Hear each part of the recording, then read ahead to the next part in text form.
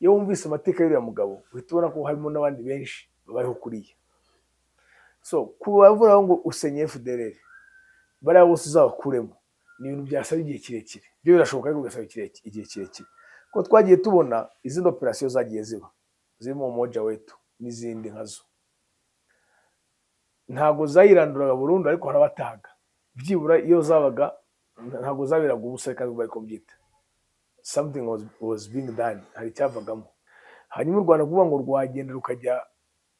rwagenda rukajya kongera gushaka FDLR, ntabwo ntekereza ko byakorwa mu nzira itari official, kandi hari amasezerano yasinyiye i Washington muri Amerika, ushobora gusanga harimo amaklozi y'ibanga, hari amasezerano yasinyiwe icyo gihe. Ariko ntabwo buriya ibintu byamaze kugenda kuri abantu batangiye kujya mu ruhame bakajya imbere ya Trump bagasinya bigashyirwa mu itangazamakuru, ntabwo bajya gukora operasiyo nk'iyo y'ibanga. Wumva nyine nk'izo incident zose zagiye ziba mu kibira, ngo inkuba zakubise, ngo babyuse basanga ari amazosi gusa, ntabwo bazi uko byagenze, ngo babonaga abantu bambaye ibintu mu maso batazi ibyo ari byo, bagira ngo ni babita ngo Spiderman. So nizo risiki rero abarundi babishyiramo iyo bahaye abantu nk'ariya inzira. Ariko iyo nimba bavuze bati tugiye gusenya FDLR, ikindi gihugu kigacinya umutwe bati muze tubacumbikire, icyo gihe amahoro ntabwo azaramba, kuko n'ubundi cyatezaga umwuka mubi. Ikintu giteza umwuka mubi muri aka karere kacu ni FDLR. FDLR ivuyeho nta kintu u Rwanda kongera kuvuga. Hanyuma muri abo batatu ndatekereza ko na Tshisekedi arimo. Reka tugaruke kuri Felix Antoine Tshisekedi Tshilombo, we umusesengura ute? Uriya nta jambo afite muri iriya ntambara. Ariwe perezida w'igihugu, abandi bakibamba.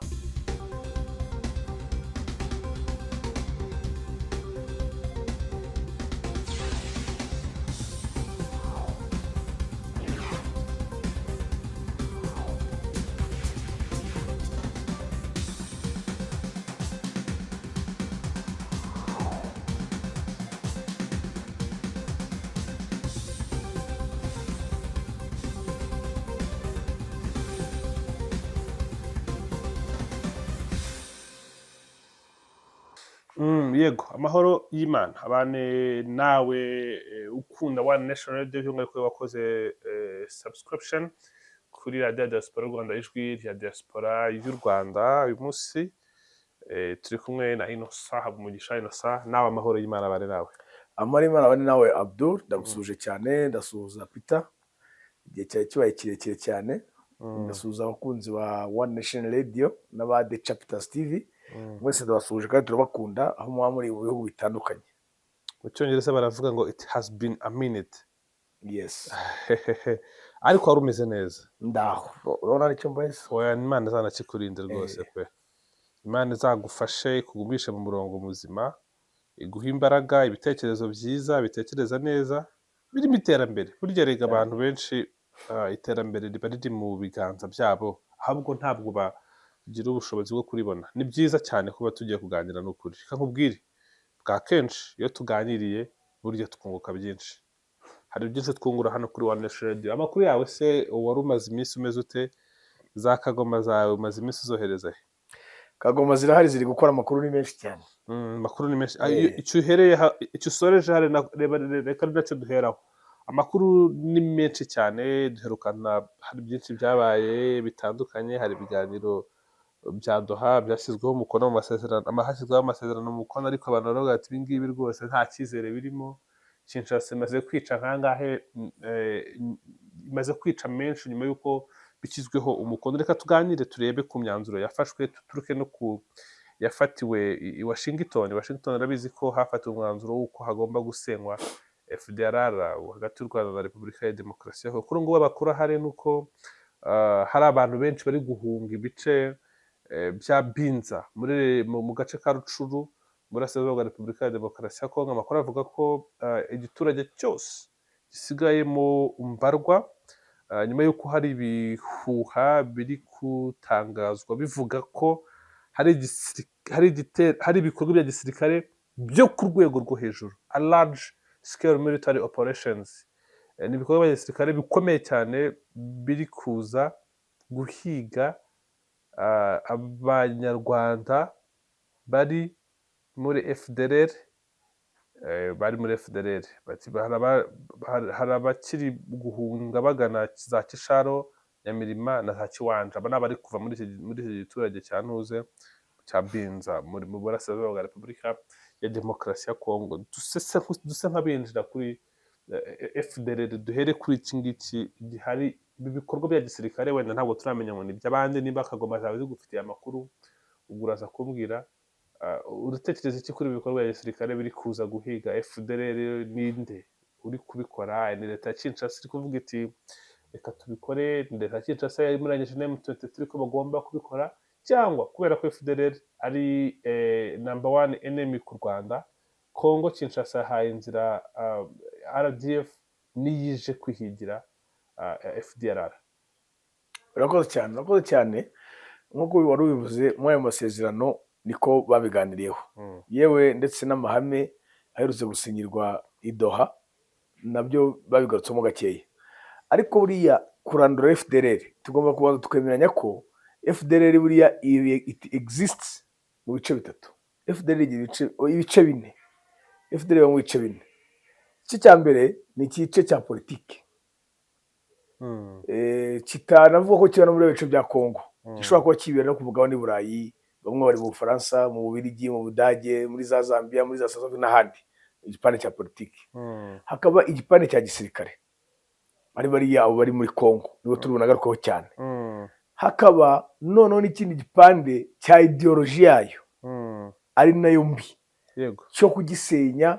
Ni ibintu bizasaba ikindi gihe kirekire, bizasaba umwanya, bisaba kubitegura, kuko ni imyumvire abantu bashyizwe mu mitwe yabo, baba ari abanyarwanda tubana hano mu gihugu hagati mu Rwanda, baba ari abanyarwanda bakiba mu mahanga, baba n'abakiba muri ayo mashyamba. Igice cya kane rero noneho ni abantu bibera muri Kongo, batari abasirikare, b'abasivile, b'abacuruzi, b'aborozi, b'abahinzi, ariko bari aho ngaho. Urumva rero ikibazo warumbajije cyo kujya gusenya ibitero bya gisirikare. Iyo uvuze Rucuro, Rucuro ni agace gakontororwa na M23, ntabwo gakontororwa na FARDC.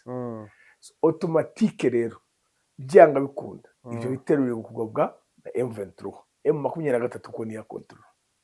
Kandi M23 navuga ngo irwaye by'umwihariko FDLR kubera impamvu nawe uzi.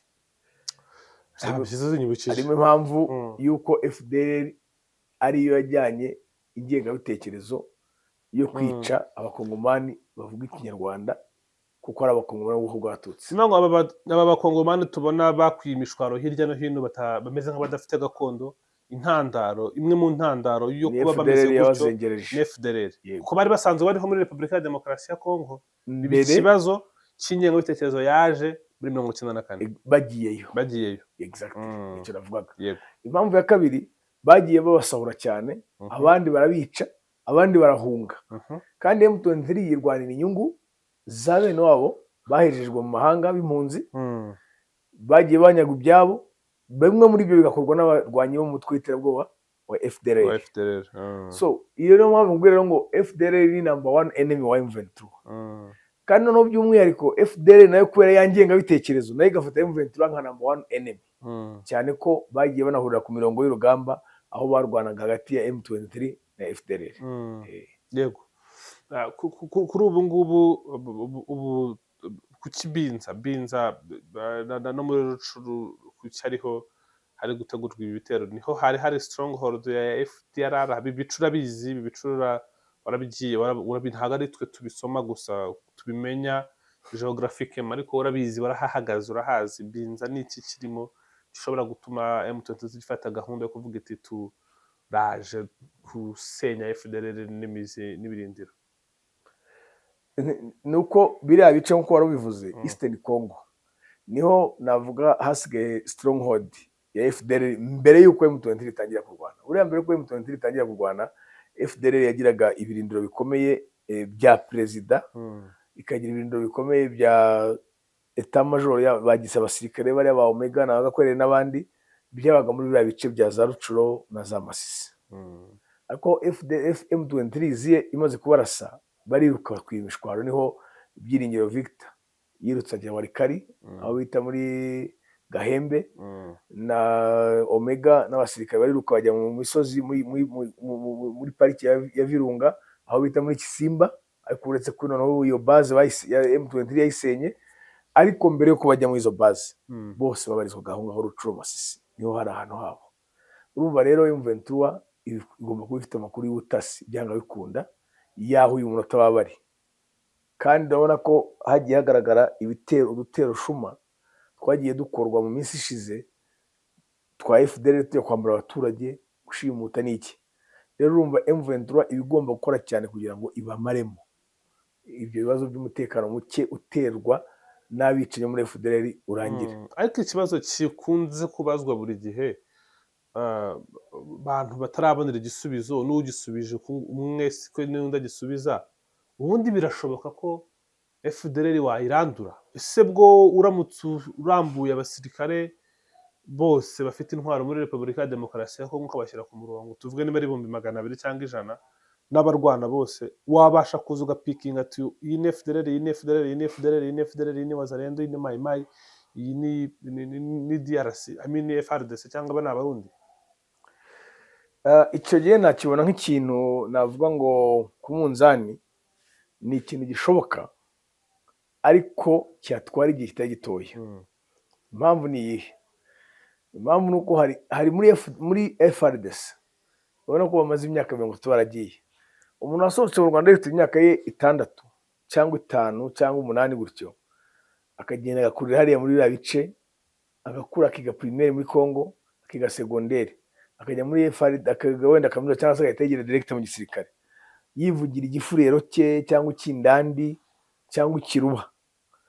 Uwo muntu biragoye kuzamuidentifyinga nk'umunyarwanda, kuko ashobora no kuba yaragiriye mu gisirikare Goma bagahita bamukubita mitasi akigira i Lubumbashi. Hariho nabonye tanga ubuhamya, nimba ari ku gihe namubonye, ariko ni kuri YouTube, yari ari muto yatashye, asobanura ko yari umusirikare wa FARDC, yasobanuye aho yarwaniye za Karemi, zahe hose, aho yagiye anyura.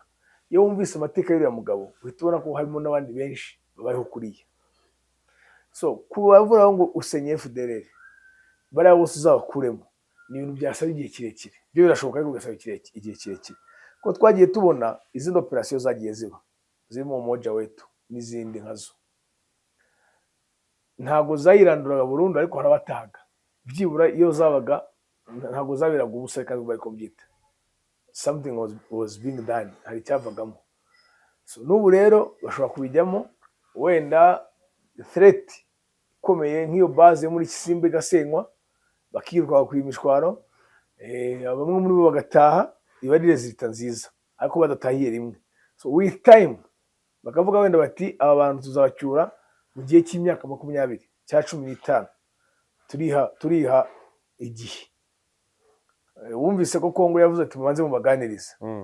Kubaganiriza numva ariyo nzira nziza ikomeye cyane, kuko nibwo bumva bagahita bazira rimwe. Kongo y'ibigende ndumva minisita w'ububanyi n'amahanga Therese Kayikwamba yarabivuzeho bakiva gusinya muri Amerika na Olivier Nduhungirehe. So kubaganiriza nanjye numva byaba ari byiza, kuko ushobora kubaganiriza bakumva, ukajya kubona wenda nka 500 baziye rimwe, kuko bumvise icyo bababwiye. Cyane ko icyoroshye cyane mu kubaganiriza nuko bafite bagenzi babo bagiye bavayo bahari bari mu Rwanda batanga ubuhamya. Ntekereza ko byabana byiza bari bifashishijwe mu kubaganiriza, mujye mubabwira bagenzi banyu, bakaba umwanya munini ushoboka, kugira ngo bari hariya babe convinced, bavuga ati ibintu turimo turabona turi kurwana n'ubuseka tubivemo, dusubire iwacu. Iyo yaba ari inzira imwe. Aho kujya kurwana nabo ni ukubagresa bariya, navuga ngo ntacyo bahomba. aba FDL ntacyo bahomba, nta gihugu bagira, bibera mu mashyamba, babayeho nabi cyane. Ariko bavuga ko intego yaba ari ukugaruka baba muri parike, urumva bahora biruka, nimba bari muri Kisimba, ejo bari Masisi, ejo bari Rucuro, M23 iraje irabakubise barirutse, habaye operasiyo kujya kubahiga nka za Yomani, rero barabakubise barirutse. Ni ukuvuga ngo bahora bahangayitse. So ntacyo bahomba kuba wajya kurwana nabo, rero ni ukubagasa, nko kujya kurwana n'inkende, witeye ibuye nayo yari gutera kandi ntakibihomba. So aho kugira ngo bagrese rero bakwigishwa, ahubwo hagakoreshwa inzira iri amicable y'ibiganiro, bakabaganiriza bakigishwa, bakumva inyungu bafite mu gutaha ku mahoro ubw'amahoro bataje cyangwa batagumye mu mashyamba biyahura. bagomba gutaha ku neza niba ku ngufu gutaha ku neza kuko aho bari uyu munsi byanga bikunda nimba mu minsi ishize bajutse bavuye aho bari bari ubu aho bari bagomba kongera kubaka inzu zo kubamo. Ubu ni ukuvuga ngo imvura iguye banyagirwa, ni ukuvuga ngo aho bari bagomba gutangira guhinga bundi bushyashya kandi nabwo ntibizeye ko bari buhagume. Bashobora guhinga byatangira kumera nimba ari ibirayi bakaba barashobora no barongera barirutse babisize. Urumva rero uko baguma hariya niko barisikinga kugumya kuhasazira no kuhapfira. So umva ko byoroshye cyane kubaganiriza bakabakumvise bagataha ku neza. Ntekereza ko iyo nzira ihari inakorwa n'abataha mu Rwanda bagashyirwa ku itangazamakuru bavuga ubuzima bubi bari babayeho bakakangurira n'abandi kuza. Abinangiye bigenda bite mu gihe kuganira byabaye? Kuko ntekereza ko ibiganiro kuva ibuka ya ndirimbo ya kera ya wa mugabo ucuzaga iningiri avuga ati runaka wihishe iyo ngiyo, akavuga n'undi wihishe ati bahora bagusaba gutaha ku neza. Ndayibona ati nta mukunzi ati nibiba ku nabi muzabonana neza. Yabayeho buri gihe. Hari ikigo cya Mutobo, hari ikigo cya bahita gutaha ndi muri nuze Kijote, muri Kijote ariko ni nkambi. Ni ahantu hatandukanye hagiye haba ibikorwa byo gukangurira. Nibyo nakubwiraga nyine, urabona ko iyo biraramuka byanze by'ibiganiro byagenze neza, byatanze umusaruro, ariko bitanga umusaruro udahagije kubera yuko haza bake bake. Nicyo navugaga, kongera ingufu rero mu kubakangurira, kubashishikariza kuza kugira ngo baze ari benshi. Wenda Mutobo ijya yakira nk'abantu nk'ibihumbi nka 3 icyarimwe cyangwa 2 cyangwa 5. Capacity yabo yayo ubundi bangahe? Ushize mu kwavuga ko hagati y'ibihumbi 7 n'icumi niko numvise, ariko simbizi. So urumva n'ibyo bihumbi 10 haje nka 6 ku neza, wenda bine bigasigara bihanyanya kuko ntarabataza. Hari abafite amakesi, hari abafite ibyaha bikomeye, hari abagize uruhare muri jenoside yakorewe Abatutsi, hari abasahuye bakongomani, hari abagize uruhare muri ibi bitero byagiye biba mu Rwanda kandi bazwi. Mbona hari abatapfa kwishura ngo bazi niyo wagira ute. Hanyuma ibi bice bifatanye n'u Rwanda n'ibyo M23 iyobora, urebye unasesenguye, sinzi ko ubibona, ngiye ko mbibona, mbona M23 n'u Rwanda bitabanye nabi kuva yafata imipaka yabo ya Goma ndetse n'iya Bukavu ihuza Gisenyi na Goma ndetse na Bukavu na Rusizi. Ubona ko rwose nta mubano mubi uhari. Ibi bikorwa byo kujya za Binza muri za Rucuru, wavuze ko bigaragara ko ari ibice bigenzurwa na M23 ari igiye kurwana, ariko se n'ubundi ku Rwanda bakunze kuvuga ko rufasha M23. Yego M23 bangamiye, yego FDLR bangamiye M23, ariko n'FDLR bangamiye u Rwanda. Mu biganiro byose byabayeho u Rwanda rwavuze ijambo FDLR genocide militia, baravuga nk'umutwe ubangamiye umutekano w'u Rwanda, kandi koko nibyo wagerageje guhungabanya umutekano w'u Rwanda inshuro nyinshi cyane. U Rwanda rwo ntirwaboneraho ko rwo nemera ko runafite imbaraga kuruta na M23, kuba noneho rwakinjira muri Repubulika ya Demokarasi ya Kongo rukarwanya FDLR bwa mbere na nyuma mu kuyimara intege ku buryo itakongera kugaruka. Kuba ibitero byaba bifitwemo akaboko n'u Rwanda byo urabisesengura ute? Ikigaragara cyo ko uyu munota none ntabwo FDLR navuga ngo iracyari threat ku Rwanda nk'uko byari bimeze wundi mwaka ushize. Kubera iki? Aho uvuga ko ibyo bipande u Rwanda rwegeranye na Kongo habaye mu 23, bivuze ngo ni no go area kuri FDLR. Urumva ntabwo ibyo ntibyahangayishije igihugu. Ikindi cya kabiri, FDLR aho iri hose yize somo buriya kuba uburyo M23 yayikubise inshuro imaze kwikubita yijyana nayo ntiyapfa kuyikorereza uko yiboneye, ngo yikoreshe wenda ngo ugiye gucaho mu bice M23 irimo ngo ugiye gutera u Rwanda. Ni ibintu bitoroshye. Hanyuma u Rwanda kuvuga ngo rwagenda rukajya kongera gushaka FDLR, ntabwo ntekereza ko byakorwa mu nzira itari official, kandi hari amasezerano yasinyiye i Washington muri Amerika. Ushobora gusanga harimo amaklozi hari amasezerano icyo gihe, ariko ntabwo buriya ibintu byamaze kugenda kuri abantu batangiye kujya mu ruhame bakajya imbere ya Trump bagasinya bigashyirwa mu itangazamakuru, ntabwo bajya gukora operation nk'iyo y'ibanga. mbere yo kuba bagiye bagomba kubitangaza bati noneho tugiyeyo ku mugaragaro kandi wenda hagashyirwaho joint team ugategereza ko yahuza nde nandi iyo joint team ngo yaba RDF na FARDC ko M23 ni inyeshyamba. Ntekereza ko ubu ngubu atari cyo kintu ariko impamvu bitakunda ubu ni uko FARDC ntabwo yaza muri teritwari ikontorwa na M23. Iyo mpamvu rero kugeza amagingo aya nabira bigano nubwo byabaye haracyarimo utubazo umuntu yakwibaza. Baramutse bavuze ngo dukore joint force nkuko banabivuze, iyo joint force is operating mu bihe bice, izaba formulated from where? Ni mu Rwanda cyane muri Congo. Ese niba formulated muri Congo kandi FDLR ikaba ari ibice igenzura biri hafi ibice bya M23, byakoroha kuyitera baturutse aho ngaho, bazayitera baturutse mu bice bya M23, FARDC zajyayo twose ugatuyebaho. Ako se ubundi tugarutse kuri icyo FARDC nubwo yashyize umukono ku masezerano ubona yiteguye gutakaza FDLR. Ese FDLR yo ni ikizana ku meza FARDC bituma FARDC irambaho? Hari igihe buriya umuntu ashobora kubura umuntu umutabara cyangwa se ndabyitangukira mbo FARDC mu matakirango mu maburaburizi kavuga ati reka tupfe kwitabaza wenda FDLR itwongeremo agatege, ariko ikigaragara cyo nta kizana ku meza yabo kuko aho M23 yatangiye kurwanira nta kintu na kimwe FDLR itahawe, nta kintu na kimwe itageragejwe, ahubwo iratsindwa nayo igatsindwamo na FARDC. So sinabwo ngo ari ikintu kidasanzwe na ku meza yabo, nta kintu kidasanzwe kuko yaba ari igisanzwe ntibabambura bya bice, ntibabara bambuye Goma, ntibabara bambuye Masisi, ntibabara bambuye Sake, kandi bari bahari. Hanyuma mu FDLR hari amakuru ahari ari kuvuga ko rwose hari movement zidasanzwe ziri kuba mu ishyamba rya Kibira mu Burundi.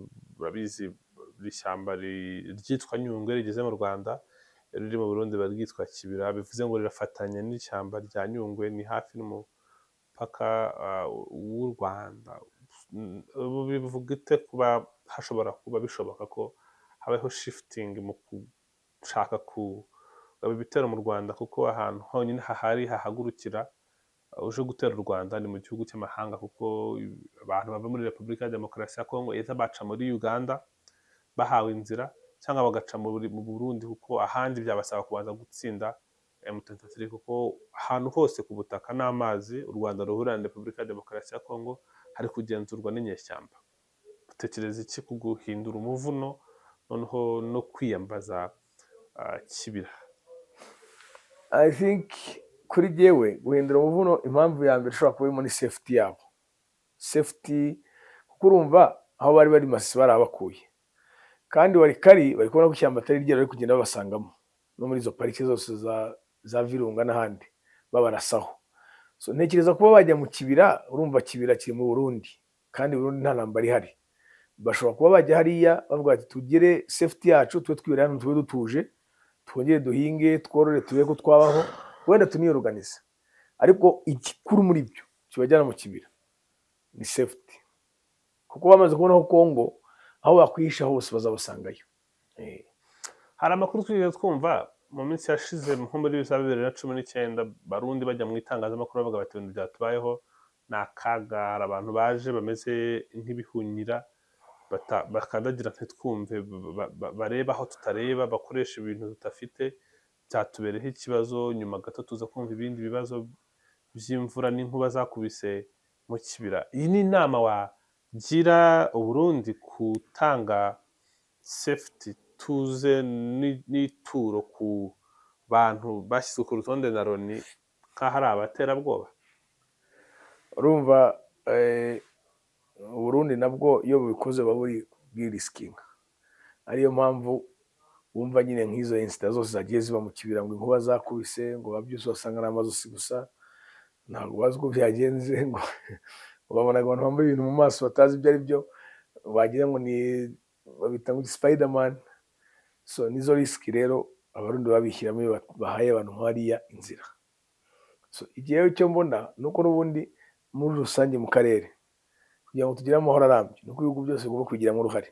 ariko iyo nimba bavuze bati tugiye gusenya FDLR ikindi gihugu kigaca inyuma tuvuga ati muze tubacumbikire icyo gihe Moro ntabwo azaramba kuko n'ubundi cyatezaga umwuka mubi ikintu giteza umwuka mubi muri aka karere kacu ni FDLR. FDLR ivuyeho nta kintu u Rwanda rukongera kuvuga. U Rwanda rwari ruvuga iki? FDLR yaba yagiye.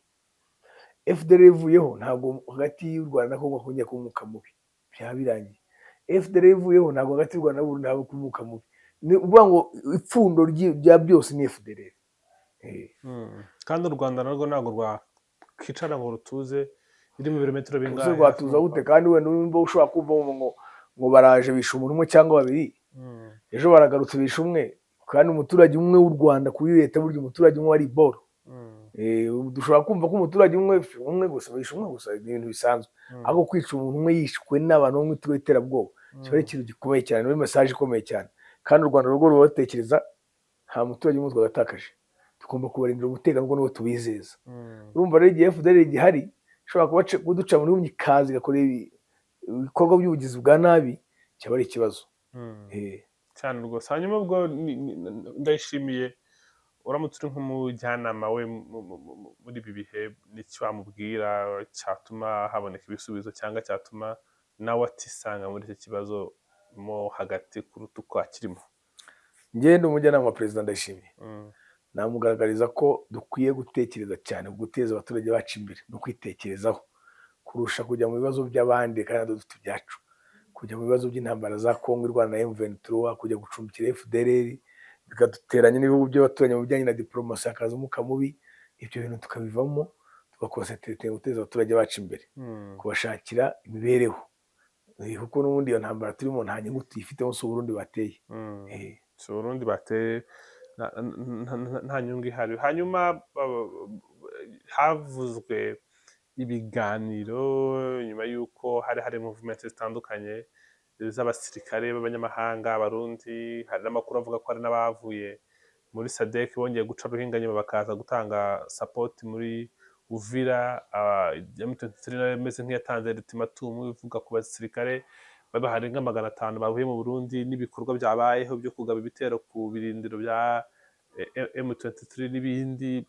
Kuri ubu ngubu bimeze bite mu mujyi wa Uvira? Umujyi umeze nkaho M23 ushaka cyane kuko ufite strategy irenze kuko uratanga support ku basirikare ba FDLR bari ku rugamba bari kurwana na M23 barwanaga na M23.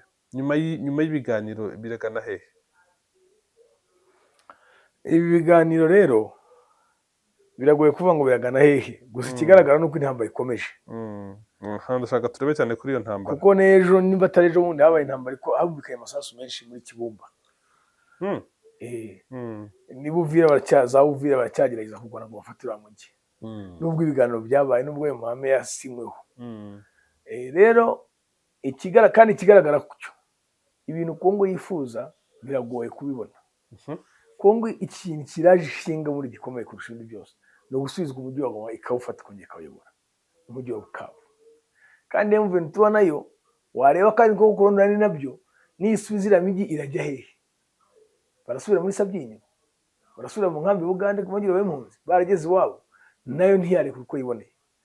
Ngeraho nkabona mu mboni zanjye ariko aho bigana nuko bitinde bitebuke mu myaka iri imbere mike harazavuka igihugu kindi ako ku byari igihugu kivuye mu kindi. Abazungu barabizi kariko bizagenda nsa nk'usubiriza mu mateka ni hehe havutse igihugu kivuye mu kindi bigatanga ibisubizo? South Sudan. South Sudan iratekanye uko biri kose ntabwo ari nka mbere. Bitandukaniye hehe? Aho bitandukaniye urumva wenda navuga ngo ubu ngubu ibikorwa bihari cyane bigoranye no gucunga umutekano w'abaturage bo barinda barabajanjawidi, ariko nta mutwe aka kanya bavuga ngo uri guteza intambara idasanzwe yo kwirika ubutegetsi bwa Perezida Salva Kiir. Eritrea yuzi ko yomotse kuri Ethiopia yego nayo kandi ikiso cyarabonetse. Rero nahariye buriya na Perezida Trump ashobora kuba bizi hariya kiriya gice uretse rero niba murakuramo Uvira bahafiteho control hari n'intambara zamera nk'ihagaze.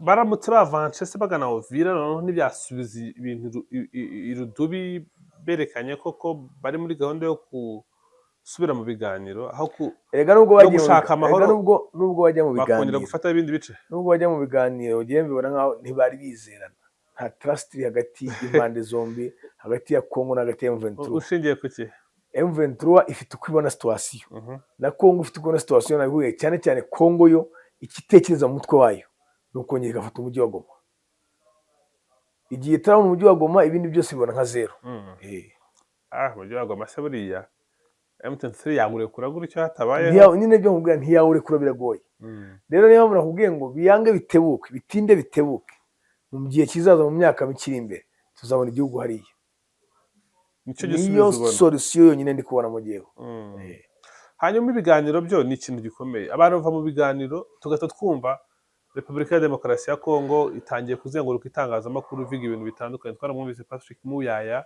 ubwo ari mu kiganiro Top Congo avuga ko rwose mu biganiro bemeranyije ko M23 igomba kurekura ibice yafashe M23 avuga ati ibyo ni ukubeshya ntabyo twemeranyije ibyo nta hantu habivuze icyo kurekura ibice ubundi ibi biganiro byo ko bigomba kurangira abantu bahuje umukono nubwo bawuhuje ariko bagahuza imvugo ku byemeranyijwe kuki turi kumva verisiyo ebyiri z'ibyavuye mu biganiro nibyo nakubwiye nyine ngo trust ntirazamo uko buriya harimo trust biriya biganiro ntibyatandukana none se niba hatarimo trust biriya biganiro ujye umenya ko hazamo na propaganda hari uruhande rugomba kuba kugira ngo prove ku rundi noneho bigaragare igipande kimwe kigaragaza amafuti y'ikindi kiba ari kigaragaza abandi bavuga ati M23 yanze kubahiriza ibyo twumvikanye cyangwa se FARDC yanze kumva ibyo twumvikanye bagahora muri izo antagonizme ariko hari uruhande rw'igiza nkana burya niyo abantu bagiye mu rukiko kuburana abantu babiri baburana haba harimo umwe w'igiza nkana hanyuma icyo mbaza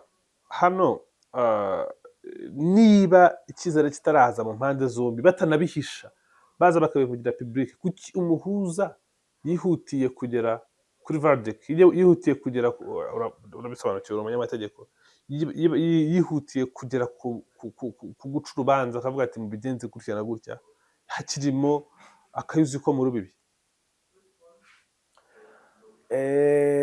icyo kirakomeye yihutiye ariko urabona ko ntabwo yihutiye kuko bari bamaze igihe bajyayo kuganira kandi urumva we uwabikoze wenda tuvuge ko atari yabikoze yagiye ishingira ku cyizere yahabwaga n'impande zombi icyo cyizere bagitanga bate mu biganiro byo mu ibanga natwe ubwacu tutakibona ku magambo none se ibi biganiro twabitesheje agaciro mu mvugo hano inshuro zingahe tuvuga tuti nta cyizere turi kubibonamo ntabwo ari ukukibonamo kubera kucyanga ni uko ntacyo tubona nyine mu bikorwa ariko biriya biganiro ku rundi ruhande wenda ibyo twakora byose hari utuntu duke byahinduyemo kuko urebye umuvuduko M23 yari ifite mu kurwana n'uwo ifite ubu ni ibintu bibiri bitandukanye ubu ngubu imirwano ntabwo tukiyumva cyane nka mbere bigaragara ko biriya biganiro rero hari umusaruro muke byatanze none se aho ngaho niho jewe nari kumva neza ku bijyanye ahanini n'ibyo ngibyo ibi bibazo nimba bari kujya kuganirira mu muhezo bagasinya umukono ku masezerano baza mu itangazamakuru bakagongana imitwe byaba bimeze nko gukuburira munsi y'urutara abantu bari kunga abantu bifitiye inyungu zabo bashaka kwihutisha gushyira umukono ku mpapuro nyuma ibiturika bikazaturika inyungu zabo barazibonye byararangiye ni nacyo bivuga ni nacyo bivuga kuko urabona nk'ubu nabonye ejo bundi kampani ya Bill Gates yamaze guteza amagi ku gicukura uranium bayita ngo ki ariko ikigaragara cyo rega barabahuza nabo ntabwo bahuza gusa from nowhere ngo urukundo bafite abakongomani babahuza kubera yuko bazi neza ko hari inyungu hari amakompanyi abakomeye acukura muri agaciro bashaka kurengera ngo tuzabera mu mirwano cyangwa agasengwa cyane rwose ubu ngubu rero biragoye kwemeza ngo ibi bintu biri kugana he biragoye cyane igisubizo kiriya ntambara ya Kongo kifitwe n'abantu batarenga batanu bafite mu ntoki zabo ku meza yabo bavuga bati nshatse nabihagarika kuri abasirikare nshatse nabigenza gutya abantu nka batatu bane batanu bagikemura babishatse batibajyane nta nubwo bari kure batatu babishyira ku murongo cyangwa hagati ya batatu na batanu batanu babishyira ku murongo bande batanu ni bande mbwira nka batatu barimo bavuga rikijyana. bavuga rikijyana Eh, n'ababitse ijambo mu bihugu bya kure. cyane. Okay. Hanyuma muri abo batatu ndatekereza ko na Tshisekedi arimo. Reka tugaruke kuri Felix Antoine Tshisekedi Tshilombo, we umusesengura ute? Sibona uriya nta jambo afite muri iriya ntambara. Ariwe perezida Hari w'igihugu. abandi ba Kibamba. Mm. Eh, uri kubona uri gusesengura ute ibikorwa bye byo muri iyi minsi, uko ari kuvuga, ibyo ari gutangaza, ibihuha bihari, ubutegetsi bw'icyo buri kuvuga, kuko hari abaguverineri twumvise bavuga bati kwahowe, navuga ati M23 niganira na FARDC nyuma arahunga, twumva abajenerali bafungwa, kuri ubu ngubu noneho nta nubwo bemerewe no kugira aho barenga, abajenerali rwose bameze nk'abo bari muri couvre-feu. Ibi bikorwa bya Tshisekedi ubundi iyo bibaye nk'ibi biba bimeze bitara, bari kuvuga bati ari kwitegura coup d'etat, baravuga bati ni ukwitegura kuva Kabila yaza, abajenerali benshi bahuje amarangamutima naye. Muri make tugendeye ku bikorwa bya Tshisekedi, Felix Antoine Tshisekedi, urajyana ute ahazaza h'ubutegetsi bwe muri Repubulika ya Demokarasi ya Kongo? iki kintu numva nanakivuzeho bushize. Mana ishimwe turagufite.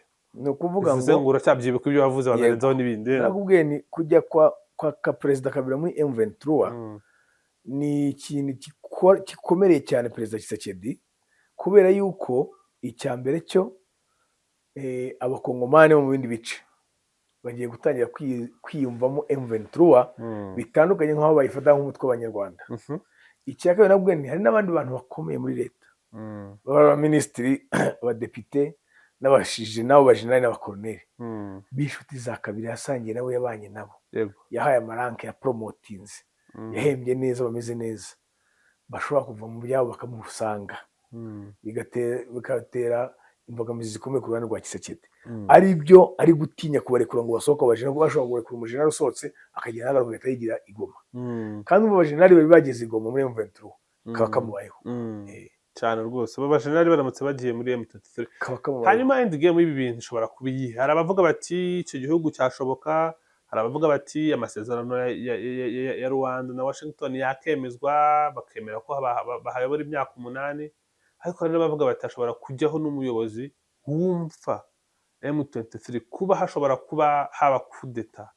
Byo ugushoboka kwabyo kuri kangahe kwijana?